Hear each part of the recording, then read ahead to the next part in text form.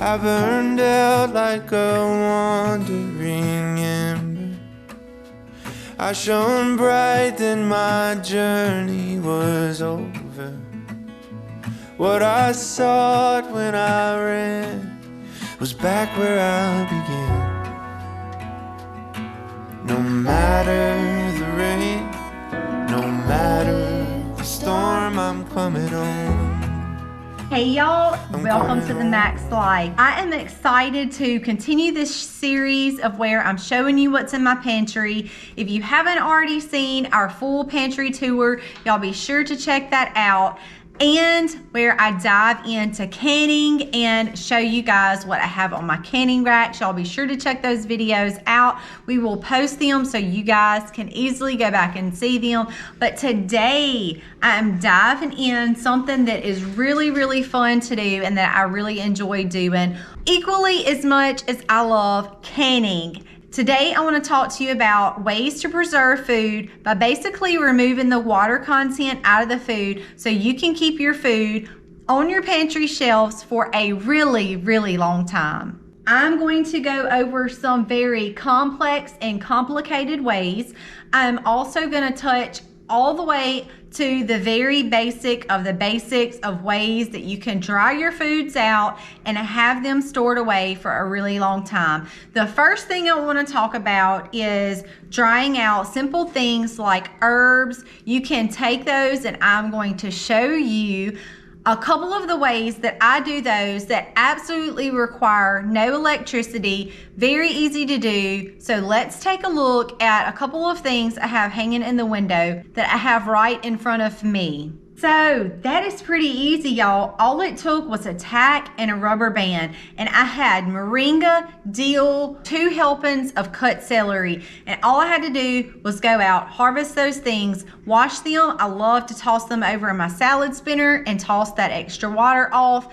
Snap a rubber band on the end, put a tack right in my windowsill, flip that rubber band right on the tack, leave it for several weeks in the window. That is where the sun goes down in the west. It gets really warm in that window, and that's exactly what those herbs need to dry out. So you really only need tacks and rubber bands, and you can take many things like parsley, dill, basil. There are so many wonderful herbs, many different flowers, leaves that you can take and you can dry out with just using a tack and a rubber band. Now here's another way that I have used to preserve my food. Very similar method, but I toss it in the attic, or you can take a brown paper sack, wrap it up, put it in the trunk of your car, leave it throughout the summer, and it will dry your food. I wouldn't put garlic or onions, green onions, things like that over in your car that have a really, really strong smell, because chances are your car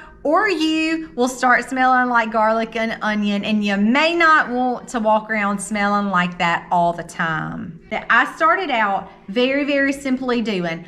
I happened to come across a freeze dryer for $1 at a yard sale. It was not fine, it was not fancy, but it put heat on my herbs, and that's all that I needed. So I started out with a $1 circular dehydrator where I could start putting many things up. Now I'm going to show you guys some of my dehydrated items that I have in food. Now what I have currently now is an Excalibur. It is a 9-tray rack. Only reason I went ahead and upgraded, because my small one did exactly what I needed it to do, was remove the water content out of my food so that my food would keep, was because the Excalibur was larger and I could get more food in there. I was having more children. I knew I needed to put up more food. So the Excalibur is a little bit more expensive, but it is a lot bigger as well. I wouldn't get too tied up in the name brand things. Name brands really don't matter to me. For the most part, there are some name brands that are just made better than other products, but I'm not going to get into that with the dehydrators. Really the point you need is just for the water to be removed from the food so that you can keep your food. Now the dehydrator does have a couple of pros and cons in my opinion. I want to show y'all a couple of things that I usually stick over in my dehydrator. Rosemary, this is from 2022, is basil from 2020. This is basil from 2021. Sage, and for some reason I don't have the year on that, but it's probably going to be from 2020 or 2021 as well. This is the little bit of oregano that I have left from 2021. Parsley that I also have at 2020 to 2021 range as well. Peppers that I have from 2020. Blueberries. So there are a lot of different things that you can put over in your dehydrator. The prep time is very, very minimum, especially if you're gonna compare it to canning where the prep time is very intense. One of the things I do want to mention about the dehydrator is when you put things in the dehydrator, it immediately starts pulling water from your food. That leaves you with some shriveled up, usually pretty hard and crunchy food. So for most of your fruits and vegetables, you just cannot get them out and pop them into your mouth. There needs to be some form of rehydration because the food becomes really hard. So that to me was a huge negative in the dehydrating foods. However, it gets the job done. It preserves your food. You can put it up on your shelf in your pantry and it will last for years. My most favorite way to put up food, and that is with my freeze dryer. So most affiliates call us and ask us to represent them. We really did this the other way around. I love my freeze dryer so much. I actually reached out to the company and said, listen, y'all, I really want to be part of any kind of program that you have to offer. I absolutely love my freeze dryer and I want to share that with people. I want them to know how much I love the freeze dryer. So we kind of worked through a deal, and I don't talk about my freeze dryer a whole lot. I have talked about it extensively in the past. People's testimony in itself can speak for the product. I share because I feel like a lot of people just have questions, and if I can kind of talk about it and reassure people from my experience that it may give them the comfort they need or the confidence they need to go ahead and jump into a freeze dryer, because I would hate for somebody to miss the opportunity to be able to use the freeze dryer just because they were a little unsure. Now, I do have a Harvest Right freeze dryer. I have never had any issues with my freeze dryer. I actually started off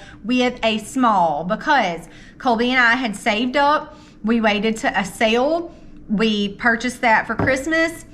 It got here. It took me about a month or two to set it up because I was lacking that confidence. I was just unsure about how to use the machine. It was a little intimidating, to be honest with you.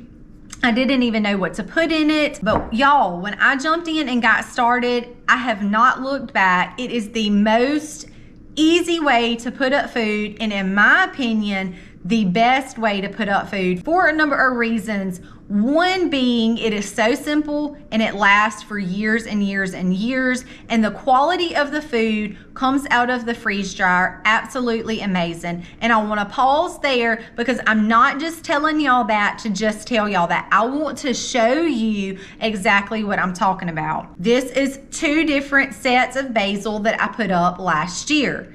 This dark basil come out of the dehydrator. This bright green basil come out of my freeze dryer. So you can see the quality difference right here in this food. That is not the only one that I can show you. Here is another one.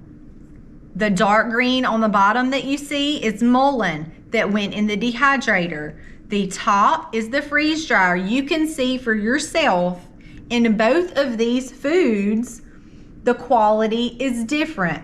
And we're gonna talk about that a little bit more in just a minute. Peppers. I have 2 sets of peppers in here. The freeze-dried peppers that are light and fluffy, and the dehydrated peppers that are extremely hard. So the quality of the food right out of the machine is just a huge difference. I hope you could tell just by looking at it, but really the difference is in the feel. This one is super soft. I could literally press on it and squish it. This one, if I pressed on it, the thing would shatter.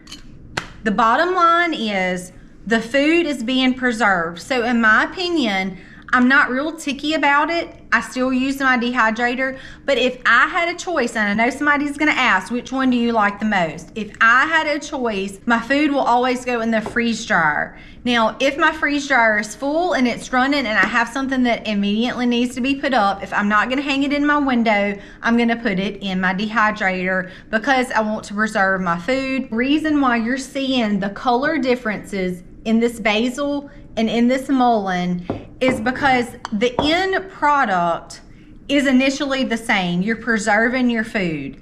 It is being done the same way by removing water out of your food. However, the methods of removing the water is what is different. When you put your food in the dehydrator, it immediately starts removing the water by putting heat on the food, which leaves you with a shriveled up, harder piece of food. The end product is the same. Preserved food that will last for years on your shelf. However, when you put items in your freeze dryer, this is a set of onions from 2022. These onions are not hard. They are extremely light and fluffy, and I wish that you guys could feel these to see the difference. But the items go in the freeze dryer. What the machine does first is take the product down to a sub temperature. Usually it's in the negative 20s. I have seen it go down to the negative 20s before. So once your food is frozen into sub temperatures, then it begins a vacuum process. It removes all of the air out. It goes through a vacuum process while your food is in the sub temp state. Once it is done, it begins to heat up in the chamber. While your food is in an environment with very little air, because the air has been vacuum sealed out, it's frozen to sub temperatures. Then it begins to heat up the process and remove water in a frozen state. Hence the name freeze dried.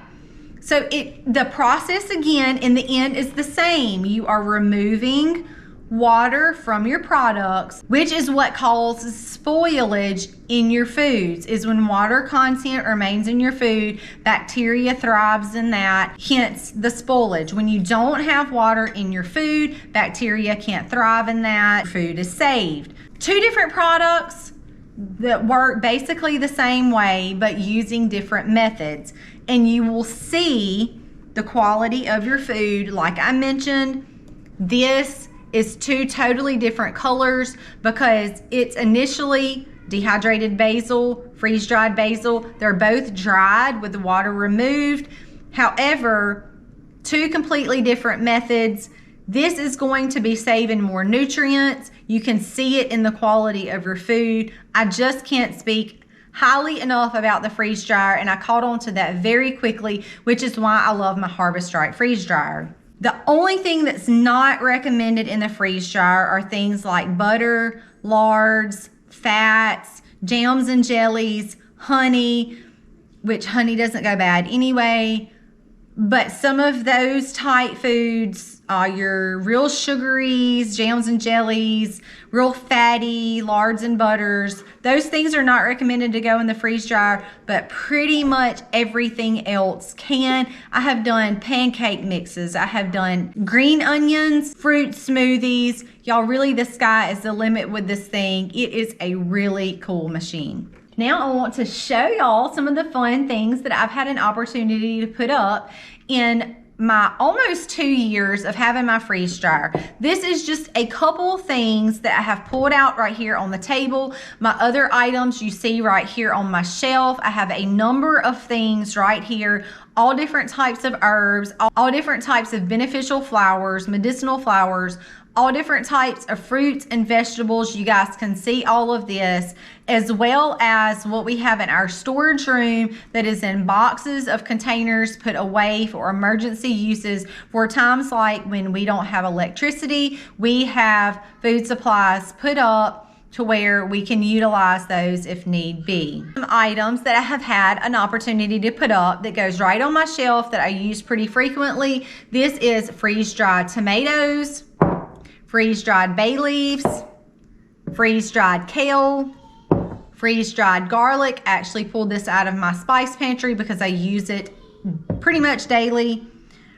Freeze-dried red pepper flakes that have been ground down into powder. Milk, watermelon, fruit smoothie, banana slices, blueberries, cucumbers, edamame or soybean that we grew, okra, freeze-dried whole bag of peppers, strawberries, apple slices, cornmeal, milk, green onions, and bunching onions.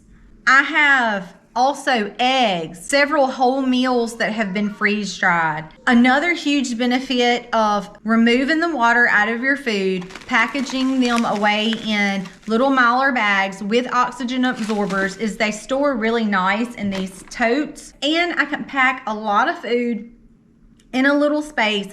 Because I have a big family, I need a lot of food. So all of that has been put back for emergency use. There are areas where I have food that I freeze dry or I dehydrate and use on a daily basis. Those things stay downstairs in my active pantry. The other items I pulled out just for y'all so that I could show you some of the items that I have freeze dried and put over into my storage containers. There is a lot that you can get in a simple storage container. Sometimes you can find these at dirt cheap. You can find them at thrift stores for just a couple of dollars and start filling those things up, packing your pantry full of good things so that you don't find yourself being without in those hard times when you may not have electricity, you may not have air conditioner, but at least you can have food, because you don't have to have electricity to live and you don't have to have air conditioner to live, but you do have to have food to live. So